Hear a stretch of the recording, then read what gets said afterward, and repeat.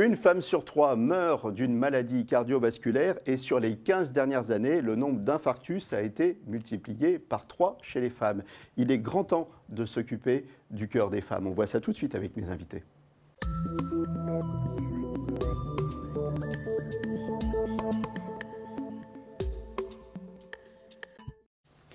Alors avec moi sur le plateau, Karine Laurent. Karine Laurent, vous êtes pharmacienne, mais vous êtes aussi éducatrice triathlon santé. Et avec moi aussi le docteur Stéphane Manzon-Sulberman. Vous êtes cardiologue à l'hôpital de Lariboisière et vous êtes également porte-parole de la Société européenne de cardiologie. Vous êtes surtout très investi sur le problème du cœur des femmes. Alors pourquoi on doit parler spécifiquement du cœur des femmes? Est-ce qu'il est si différent ce cœur des femmes? C'est surtout qu'on n'en a pas beaucoup parlé jusqu'à présent, que les maladies cardiovasculaires ont été décrites initialement chez les hommes, que les principales études qui appuient les traitements que l'on utilise avaient recruté relativement peu de femmes, moins de 20%. Et on s'est rendu compte qu'il y avait des formes particulières, plus prépondérantes chez les femmes, et qu'il y avait surtout un pronostic différent de ces maladies cardiovasculaires, notamment de l'infarctus du myocarde, avec un risque de mortalité beaucoup plus important lorsqu'on est une femme par rapport à un homme. On va revenir en détail là-dessus, mais physiquement, le cœur des femmes, il est plus petit, il est plus fragile, le système cardiovasculaire, il est différent. Qu'est-ce qui différencie, moi j'ai envie de comprendre ça, qu'est-ce qui différencie les femmes des hommes? Alors, il n'y a pas tant de différence que ça, il faut simplement considérer que le cœur et la taille des artères est proportionnelle à la taille. Donc vous ne pouvez pas comparer des artères d'un homme d'1,80 m, 90 kg avec une femme qui fait 1,60 m et 50 kg. Il y a aussi des petits bonhommes, moi je ne suis pas très grand. Également, j'ai un cœur de femme. Également, probablement. Après, il y a des études qui ont été réalisées qui montrent que le muscle est plus sensible chez la femme au stress, avec des réactions qui ont été observées, notamment en faisant des scintigraphies, avec beaucoup plus d'ischémie. C'est pour ça que de plus en plus, notamment lorsqu'on s'intéresse spécifiquement à la maladie cardiaque chez les femmes, on parle de maladie ischémique et pas seulement de maladie coronaire, puisque ce n'est pas toujours l'occlusion, le rétrécissement classique tel qu'il a été décrit, qui est à l'origine de la pathologie chez une femme. Pour parler français, ischémique, pour que les gens nous comprennent. C'est la souffrance du muscle cardiaque par un défaut d'apport en oxygène. Alors ce défaut d'apport, ça peut être dû à une occlusion, à un caillot dans un vaisseau ou une plaque qui grossit, qui rétrécit la lumière de l'artère. Ça peut être également une atteinte des micro-artères qui vont être rétrécies ou plus sensibles à des phénomènes de spasme. Et ça, on le voit plus fréquemment chez la femme par rapport à l'homme. On vient de parler des différences physiques. Maintenant, on va parler des différences en termes de ressenti, de symptômes. Qu'est-ce qu'il y a comme principale différence entre l'homme qui fait son infarctus, on l'a vu 10 000 fois dans des films, la douleur comme ça, thoracique, importante, ou dans le bras, et chez les femmes, comment ça se passe? Alors, dans 2 tiers des cas, chez les hommes comme chez les femmes, il y a cette douleur rétrosternale qui va être constrictive, qui va être en étau, qui peut irradier vers la mâchoire, vers le bras. Donc ça, c'est 2 tiers des cas. La principale différence, ça va être que chez les femmes, il y aura beaucoup plus de signes associés. Et c'est dans une étude canadienne a montré qu'il y avait jusqu'à 7 signes associés à cette douleur thoracique. Ça peut être nausées, palpitations, vomissements, une douleur plutôt épigastrique. Et c'est ça qui va risquer de faire errer le diagnostic. Autant pour la patiente qui se dit j'ai mal à l'estomac, je vomis, le cœur, déjà on ne m'en a jamais parlé, on ne m'a jamais dit que je pouvais faire un infarctus. Et elle va retarder l'appel au SAMU. Et ensuite, lorsqu'elle se présentera, si elle n'a pas les signes électriques évidents, eh bien, ça peut faire errer le diagnostic. C'est-à-dire que ce que vous nous dites, en fait, c'est que c'est des signes diagnostiques qui peuvent être confondus avec d'autres choses, notamment par la patiente en premier, qui va se dire « Oh ben, je fais une petite crise d'anxiété, je suis stressée, et puis j'ai pas envie de déranger, finalement je supporte bien la douleur ». Les femmes supportent mieux la douleur, non, sans doute, un peu? Alors non, ça, il n'y a pas d'études. On avait réalisé il y a quelques années une étude sur les syndromes coronaires en comparant hommes-femmes en USIC, l'étude Cassandre, et on avait vu que à niveau de douleur quantifié par l'échelle visuelle analogique, chez les hommes et chez les femmes recevaient beaucoup plus de morphine pour un score équivalent. Donc les femmes peut-être en demandent moins. Et, elles sont moins doudouilles. Alors, comme elles sont moins doudouilles, on va le dire, moi je le dis, et voilà, elles sont moins doudouilles.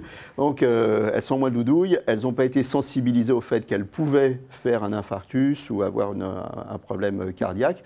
Donc, elles appellent pas les secours, en fait. Elles appellent plus tard. Elles appellent plus tard. Quand c'est vraiment grave. Heureusement, oui. Non, on arrive à intervenir dans des délais acceptables, sinon ça serait catastrophique. Mais elles appellent en moyenne une demi-heure plus tard que les hommes. Et en cas d'infarctus, chaque minute compte, puisque chaque minute, c'est du muscle cardiaque que l'on perd, qui ne repoussera plus. Donc ça, c'est un des messages forts, je crois, à faire passer aujourd'hui, c'est de dire aux femmes, les maladies cardiovasculaires, l'infarctus, c'est aussi les femmes. C'est également les femmes, et de plus en plus, et des femmes de plus en plus jeunes. On a vu que ça c'est les données de Santé publique France, sur les 5 dernières années, on a eu une augmentation de 20% par an du nombre de femmes hospitalisées pour un infarctus du myocarde, avant l'âge de 60 ans. Alors, donc ça, c'est un message fort à faire passer aux femmes, mais pas simplement aux femmes. C'est aussi un message fort à faire passer aux médecins généralistes, parce que les médecins généralistes ne sont pas suffisamment sensibilisés aux... Tout à fait. Il faut qu'ils préviennent. Toute patiente est susceptible, est également exposée. Ça reste la première cause de mortalité chez les femmes.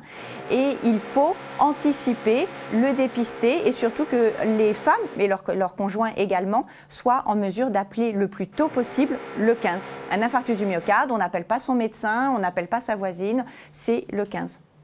Voilà, donc une prise en charge à améliorer, c'est clair. La prévention aussi. Beaucoup, surtout. On traitera... Alors, qu'est-ce qu'on fait? Prévention. On dépiste, on traque les facteurs de risque. Tout ce qui peut provoquer un infarctus du myocarde. C'est quoi? C'est en premier lieu, et c'est le tabac. Le tabac, chez les femmes jeunes, 80% des infarctus avant 50 ans surviennent chez des fumeuses.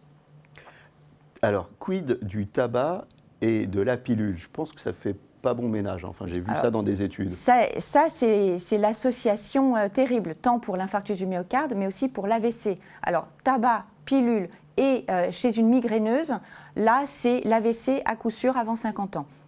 Donc le tabac, il n'y a pas de petit tabagisme. On ne sait absolument pas, on n'est pas en mesure de connaître la susceptibilité individuelle. Donc on ne peut pas dire, allez, 3-4 cigarettes par jour, ça fait rien, je suis jeune, etc. Non, on ne connaît pas. Donc à partir du moment où il y a tabac, il y a risque. Et donc il faut choisir.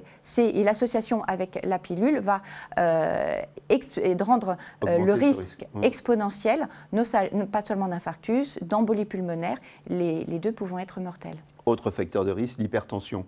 Alors notamment, il y a des transformations hormonales chez la femme importantes. Là, à ces moments-là, il faut bien surveiller son hypertension. Alors l'hypertension, c'est pas écrit sur le front, donc ça se dépiste, ça se traque. Ça, c'est un beau slogan. L'hypertension, c'est pas écrit sur le front. Et il faut absolument la rechercher. La rechercher, c'est une évidence au moment de la première prescription d'une contraception, mais tout au long de la vie, lors des visites chez le médecin, et puis savoir y penser sur des femmes qui ont mal à la tête. Mal à la tête, ça peut être de l'hypertension. Il faut le mettre en évidence par des automesures, par des mesures ambulatoires. On porte un appareil pendant 24 heures pour dépister est-ce qu'il n'y a pas une hypertension durant la nuit qui explique des maux de tête le matin. L'obésité, ça joue aussi, non? Et il y en a de plus en plus. Les dernières études FAST-MI, ce registre qui évalue pendant un mois les caractéristiques et la prise en charge de l'infarctus en France, tous les 5 ans, des photographies montrent que chez la femme, notamment la femme de moins de 60 ans, il y a de plus en plus d'obésité. Alors, dans la prévention, il y a aussi le sport, parce que le sport, c'est l'ennemi de l'obésité, l'ennemi de l'hypertension et c'est l'ami du cœur. C'est ça, je résume bien ou pas? L'hypertension, les hypercholestérolémies aussi, le diabète aussi, on a parlé, ça c'est aussi un gros pourvoyeur, un gros facteur de risque. Et ces syndromes métaboliques qui vont être accentués au moment de la ménopause avec ce changement hormonal. Le sport, on se tourne vers Karine, hein, c'est la sportive. La référence. Voilà, sportive et amateur. Pardon? Pas professionnel. Hein. Pas professionnel, mais bon, aussi, hein, vous en faites beaucoup du sport. Hein. Moi, je vois vos vidéos sur votre blog, tout ça. Karine, elle n'arrête pas. Alors, déjà, on va s'arrêter sur la définition de sédentaire. Oui. On est sédentaire à partir de quel moment? On est sédentaire, par exemple, en ce moment. C'est à chaque fois qu'on passe du temps assis. Donc, je voulais juste informer. Moi, je suis debout. Hein, voilà, vous êtes debout, donc vous n'êtes pas sédentaire. J'essaie de lutter contre la sédentarité. Il faut vraiment passer le message, y compris chez les sportifs, parce que beaucoup de gens me disent « Oui, mais moi, je fais 1 heure de sport par jour. » Oui, mais si, à contrario, on est resté 10 heures de temps assis, et surtout en ce moment en télétravail avec des conférences Zoom et je ne sais quoi, ce qui compte, c'est vraiment le temps passé assis. Donc, plus on va passer du temps assis, plus il va y avoir des effets délétères, bien évidemment, sur la santé et bien évidemment sur le versant cardiaque. Alors moi j'ai vu une définition, vous allez me dire si elle est correcte. On est sédentaire quand on est assis plus de 7 heures par jour. C'est-à-dire que par exemple une employée du secteur tertiaire qui garde sa voiture à proximité de son bureau et qui est assise toute la journée et dont les loisirs sont paisibles, elle fait un peu de jardinage, un petit peu de marche en forêt, même si elle fait 3 semaines de randonnée pendant l'été, on dit que c'est une sédentaire, c'est ça ? Exactement, et ça doit être la priorité aujourd'hui de santé publique. Hashtag, moi j'arrête pas sur les réseaux sociaux, je mets hashtag no sédentarité. Alors avant d'en arriver à plus avoir de sédentarité, c'est déjà limiter sa sédentarité, c'est-à-dire limiter son temps assis. Donc faites des pauses, voilà, au boulot c'est important, on se lève. Voilà, on se lève, on peut faire des petites routines. On va à la machine à café, comme ça. Des petites routines de mobilité. On boit du café et on a de l'hypertension après. Voilà, exactement. Merci Karine des conseils. Super. Alors, la sédentarité, je me retourne vers le doc, la doc. La sédentarité, pourquoi c'est pas bon pour le cœur, la sédentarité ? Eh bien, finalement, on pourrait croire que ça le repose. Ça ne va pas le reposer, ça va déconditionner complètement tous les mécanismes. L'homme est fait pour être actif. Pour avoir des apports également limités. Or, dans notre société actuellement, nos comportements, c'est tout l'inverse. C'est peu d'activité et beaucoup d'apports. Et donc un déséquilibre complet avec un déconditionnement. Le cœur va être moins capable, lors du moindre effort qui pourra survenir, de s'adapter. Donc tout de suite, une accélération de la fréquence cardiaque, une rigidification également des artères qui vont alimenter l'hypertension et puis le développement de l'athérome. Donc, en clair, le cœur, il ne faut pas le ménager, on doit le renforcer. Alors, il ne faut pas non plus l'entraîner. Il ne faut pas non plus le brutaliser. Hein. Non, ça ne doit pas être un effort soudain, brutal, inhabituel, mais au contraire, un entraînement régulier, progressif, avec l'endurance comme principal facteur de maintien. On va demander à la spécialiste. Exactement. On va voir ça tout de suite. Alors, qu'est-ce qu'on peut faire au quotidien ? Déjà, routine, quotidien, je suis sédentaire. Alors, qu'est-ce qu'on peut faire ? Ce qu'on explique, c'est qu'il faut vraiment avoir une régularité dans la pratique de l'activité physique. Ça, c'est une première chose. Et comment, finalement, on instaure cette régularité ? C'est extrêmement simple. Hein. À partir du moment où on va prendre plaisir sur le type d'activité choisie, on va vouloir continuer et continuer à entraîner son cœur. Moi, je dis toujours aux malades que j'encadre, puisque j'encadre beaucoup de malades, je leur dis toujours, votre cœur, c'est un peu votre moteur.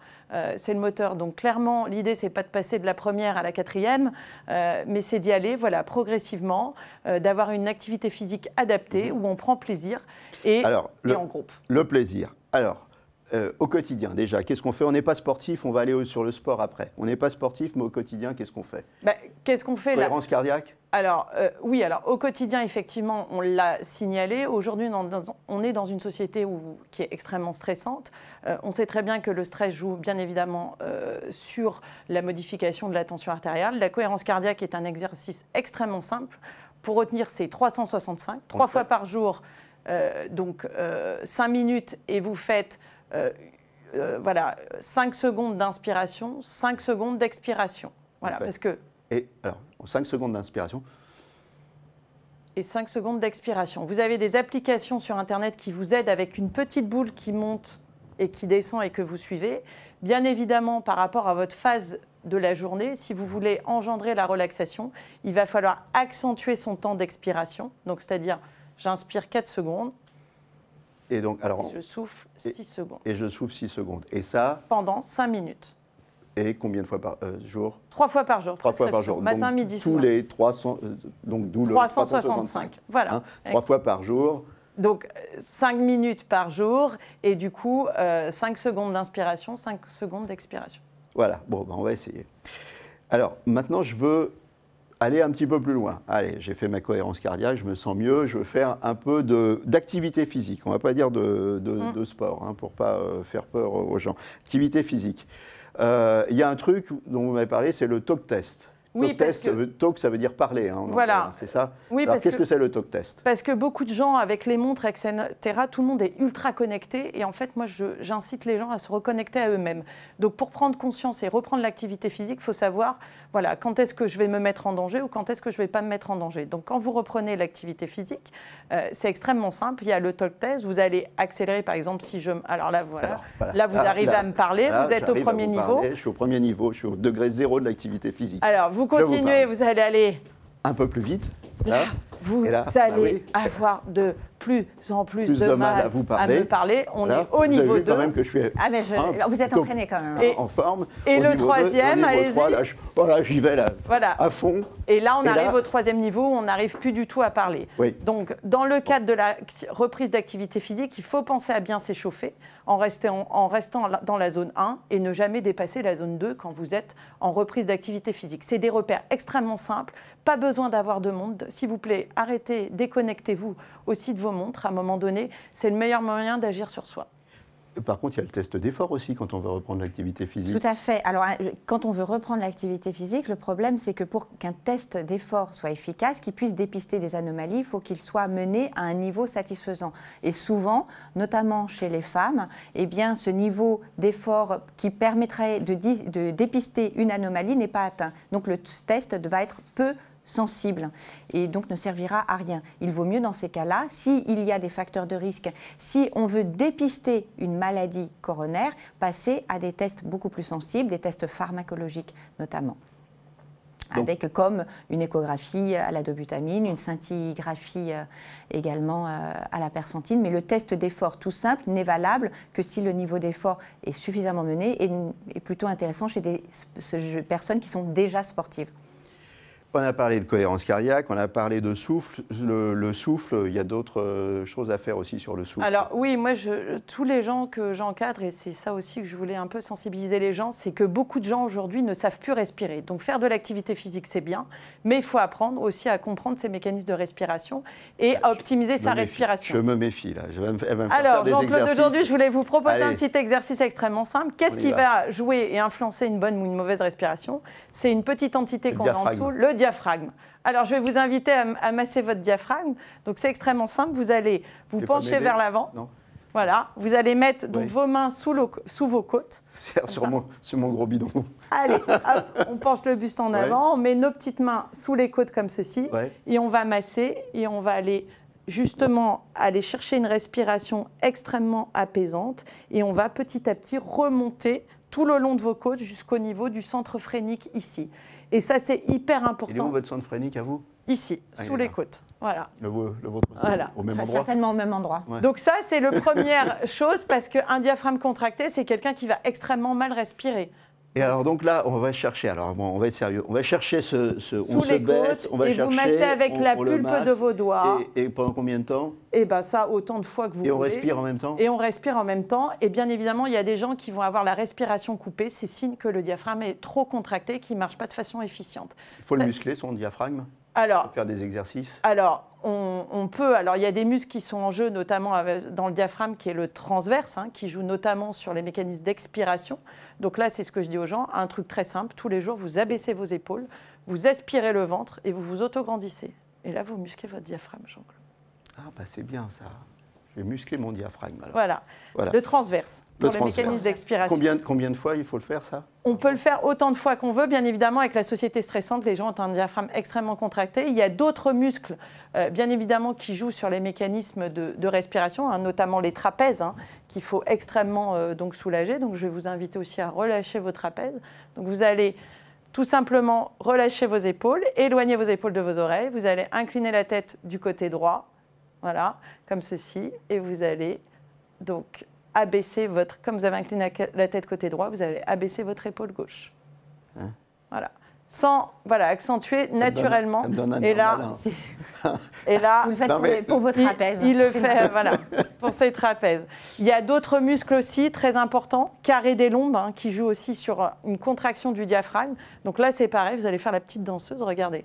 Vous allez tout simplement, on peut le faire assis ou debout, et on va chercher très loin. Donc là, j'ai pris mon bras gauche, je vais chercher très loin.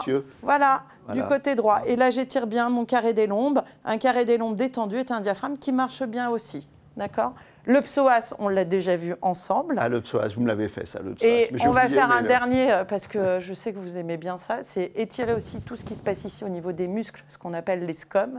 Donc vous allez pencher la tête en arrière, incliner donc la tête côté droit, et là vous étirez bien les muscles ici, les scomes. Et il faut faire bien évidemment droite et gauche. Donc ça, c'est des trucs. Parce que sinon on n'en a qu'un ici. Voilà. C'est extrêmement simple, mais je peux vous assurer, vous gagnez en capacité respiratoire. Et il y a un dernier petit exo, on s'est amusé tout à l'heure en préambule de l'émission à le faire, pour augmenter sa capacité respiratoire. Donc c'est de travailler une inspiration extrêmement longue. Donc on est là, on peut le faire avec une paille. Je sais bien le faire, vous allez voir. Vous pouvez le faire avec une paille chez vous, je n'ai pas osé amener ma paille aujourd'hui. Donc on est là et on va inspirer le plus longtemps possible. Jean-Claude, je vous laisse inspirer.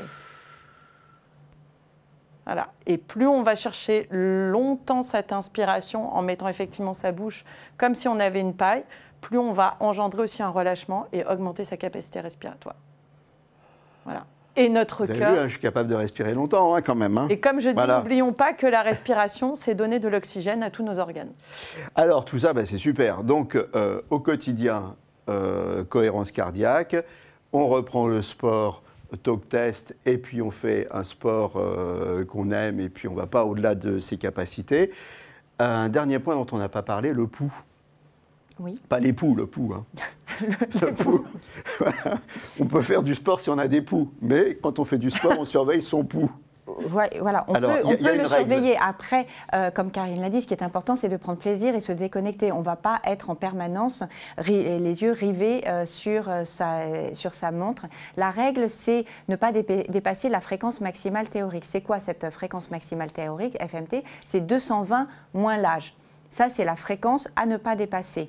Et puis, si on reprend progressivement, eh bien, on va s'en approcher, mais on ne va pas chercher à l'atteindre. On va s'en tenir un petit peu à distance, surtout dans les phases de reprise.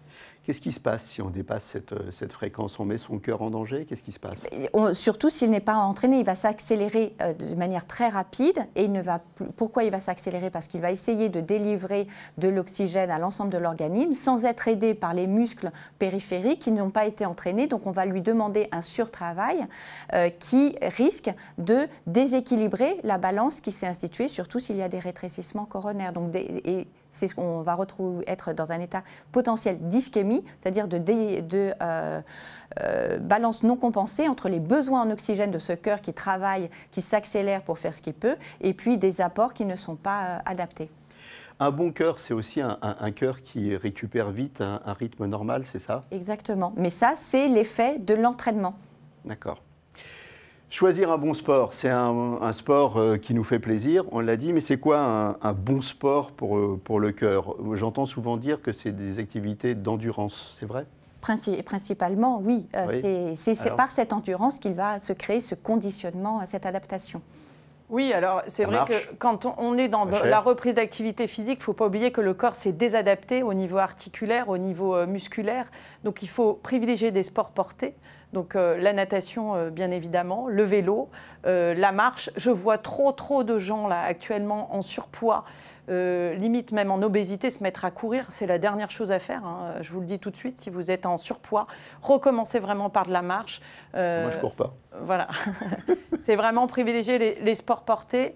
Et ce qui est important, c'est que les gens restent motivés. Donc je vous conseille aussi de faire de l'activité physique à plusieurs, parce que le groupe motive, c'est aussi gage de continuité de l'activité physique. Et la régularité. Et la régularité, c'est ça. C'est mieux de faire un petit peu de sport tous les jours, ou de faire beaucoup de sport une fois par semaine? C'est la régularité, il vaut mieux le faire en fractionné et puis ça permet également d'augmenter chaque jour un petit peu, de passer de 15 minutes à 20 minutes progressivement, mais c'est pour pouvoir avoir les bénéfices sur le long terme. Alors justement, les bénéfices, on fait 5 minutes de sport tous les jours, ça vaut pas grand-chose. Il faut faire quoi? Il faut faire 15 minutes minimum. Alors, il y a un nombre de calories. Il y a, là aussi, on va se déconnecter. La Société européenne de cardiologie a publié lors de son congrès début septembre des recommandations sur l'activité sportive. L'activité sportive, ça s'adresse ce qu'on appelle en prévention primaire, c'est avant qu'il y ait eu un accident